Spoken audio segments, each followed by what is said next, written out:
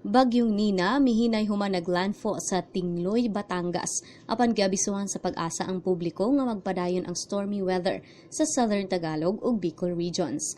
As of 10 a.m. karong adlawa, Lunes, ang bagyo anaa sa vicinity sa Tingloy, Batangas ug nagdala kinig hangin dunay gikusong 130 km per hour ug ang paghuros sa hangin moabot sa 215 kph. Pabiling ubos sa Tropical Cyclone Warning Signal number 3 ang Batangas ug northern portion sa Oriental and Occidental Mindoro, lakip ang Lubang Islands. Samtang signal number 2 ang Metro Manila, Rizal, Southern Quezon, Marinduque, Cavite, Laguna, and rest of Mindoro provinces. Ug ubos sa signal number 1 ang rest of Quezon, including Polillo Islands, Bulacan, Pampanga, Southern Zambales, Romblon, Camarines Norte, Bataan, and Calamian Group of Islands.